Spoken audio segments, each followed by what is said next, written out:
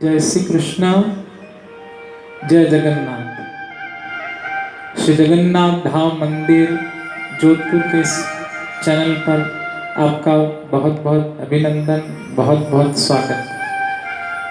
श्री जगन्नाथ भगवान की महिमा सुनने के लिए हम लालायित रहते हैं।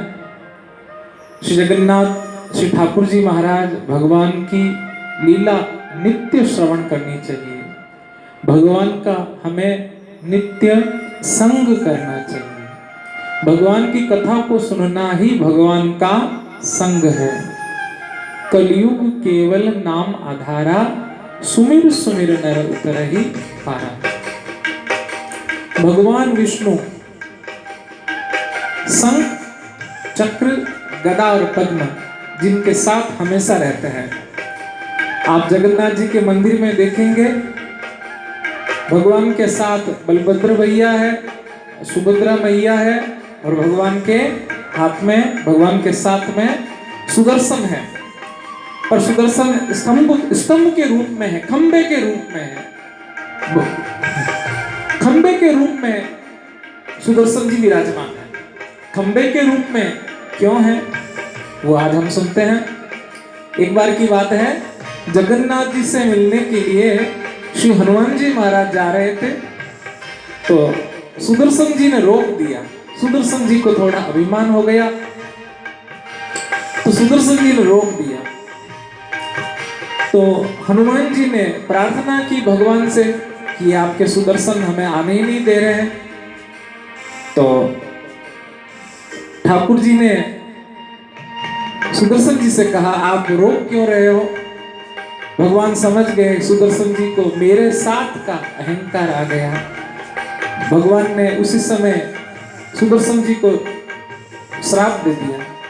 क्या? कि आप स्तंभ के रूप में ही रहोगे, चक्र के रूप में नहीं रहोगे। परंतु सुदर्शन जी ने माफी मांगी और कहा, नहीं प्रभु मुझे आप माफ कर दीजिए। तो भगवान ने कहा, आप मेरे साथ जगन्नाथ मंदिर में स्तंभ के रूप में रहोगे, खंबे के रूप में रहोगे, परंतु जब मेरा मंदिर बनेगा तो मेरे मंदिर के ऊपर तुम ही विराजमान रहोगे, जिसे नील चक्र कहते हैं। जगन्नाथ मंदिर का जो गुंबज होता है,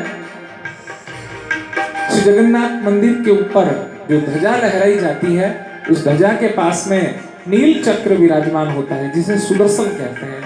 कोई जगन्नाथ मंदिर में ना जा पाए पर दूर से ही कोई सुदर्शन जी का दर्शन कर ले तो उनको जगन्नाथ जी के दर्शन का फल मिलता है।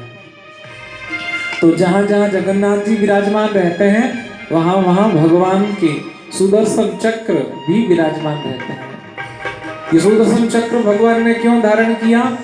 अपने भक्तों की रक्षा करने के लिए। भगवान जब आयुध धारण करते हैं तो अपने भक्तों की रक्षा के लिए आयुध धारण करते हैं। जाको राखे साइया, मार सके ना कोई, बाल न बांको कर सके, जो जग बैरी हो। तो इसलिए जगन्नाथ जी की कथा को हम नित्य ही सुनते जाएंगे। जगन्नाथ जी की कथा हम रोज सुनेंगे। कोई न कोई लीला जो है हम आपको नित्य श्रवण कराएंगे। जगन्नाथ अर्थात जो पूरे जगत के नाथ है, जिनका स्वरूप काला है परंतु वो हरेक को अपनी ओर आकर्षित करने वाले हैं। भगवान रथ में विराजमान होकर आषाढ़ की द्वितीया तिथि को हमेशा ही मंदिर से बाहर निकलते हैं।